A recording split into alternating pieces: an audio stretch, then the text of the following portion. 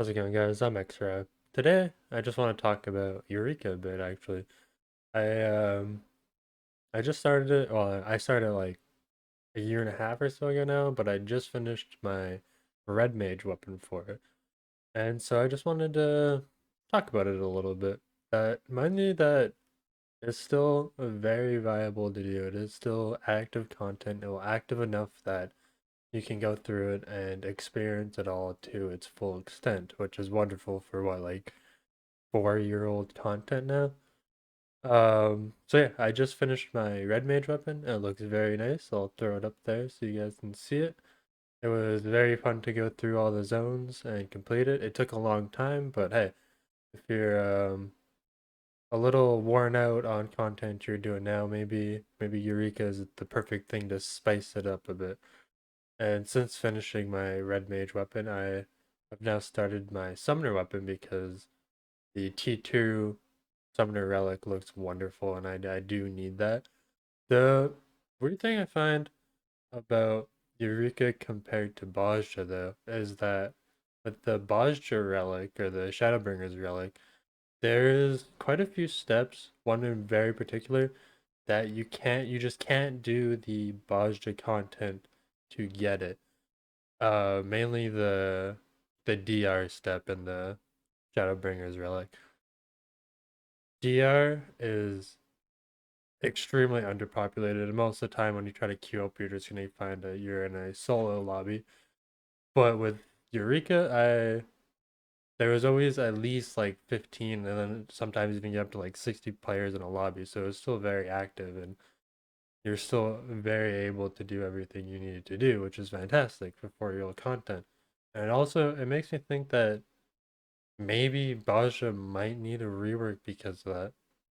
Maybe the at least just the relic, because you can still go through the Baja storyline and get a full experience that way, but not so much with your relic. So I was thinking maybe like for Baja they could um just change the way you get some of your relic items, the grinds, to guarantee that the activities you do outside of Baja are a guaranteed drops, not just random drops like they are. But other than that, I think Eureka, out of the two, I think I did enjoy going through Eureka more. I do just have my one weapon from Eureka, and Bajja I have like 4 or 5 now, because I was grinding it when it was still active. But going back recently, like in the last week or so, it is not active at all, which is kind of sad. And it makes me wonder why Eureka's more active than Bajja now, which is it's weird to me. It's a weird concept that 4-year-old content is more active than 2-year-old content. But I guess what will you do? I mean, Eureka does have its issues. In the starting from like the second zone onward, there is a lot of bots, which I mean I guess help with the population, but they kind of just keep to themselves. They're bunny bots. So there's these fates that you have to protect some bunnies, and then after the fate's completed, you'll follow a bunny to some treasure. The bots like it because you get gil, and then you can also sell the items you get for a lot of gil sometimes too if you're lucky. So there's a lot of bots that do that, which is a little sad, but what are you gonna do? But I mean, Baja and Eureka both have some incredible fights in them. Just that is they're both just fate farming, but the mechanics, and I guess both of them, um, are very satisfying and fun to do. I still need to do Baldessian Arsenal, which is my next big goal. I'm just waiting for a group that lines up with my um my time frame to run it. And I think that'll be a lot of fun when I can do that. I have heard it is very, very difficult and satisfying. I just want that mount, the Demi Osmo mount, so badly. It's such a cool, cool mount, honestly. And I will definitely make a video when I do finish BA, going through all of that and have some fights and stuff up of that. But yeah, in short, just do Eureka. It's wonderful. Get those cool weapons. Um, Sadly, there's no like It's only up to the Stormblood weapons, which kind of sucks. But I mean, hey, there's still lots to choose from there.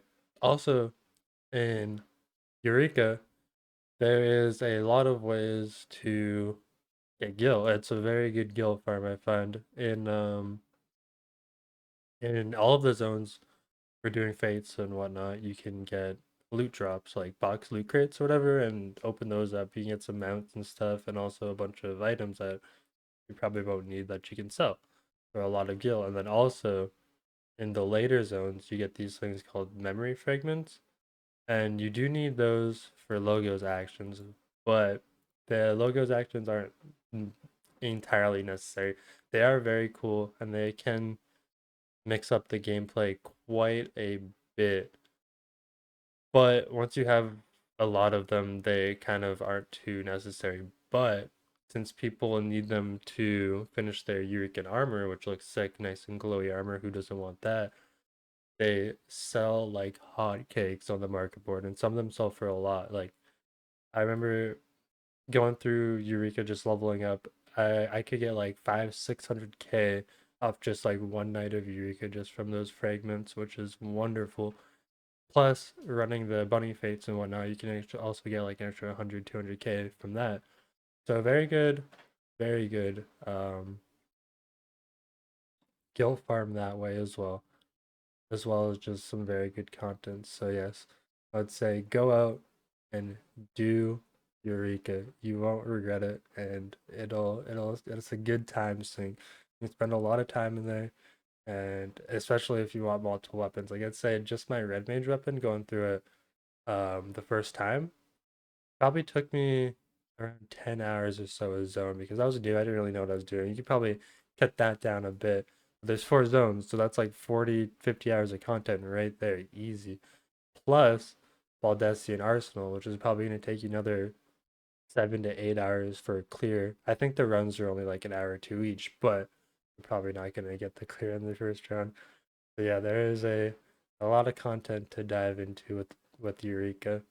And it makes me kind of sad that Baja just it isn't as active now. At least like DR and even like Cash Actus or CLL and the end zone dungeons or whatever.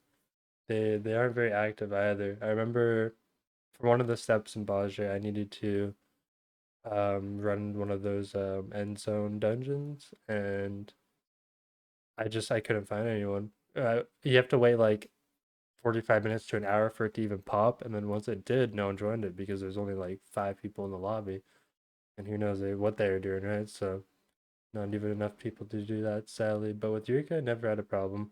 There's only 10 people in a zone. You can still spawn fates. You can still grind your weapons. You can still do everything. It's weird that it's weird that they made a design change that much that would affect a 2 year zone's population that much compared to a 4 year zone's. But I mean, what are you gonna do? That's about it for this video. I just wanted to talk a little bit about Eureka and convince some people to try it out because it's cool, it's fun, and you can get some very cool weapons out of it. But yeah, that's about it for today. You guys have a good one. Peace.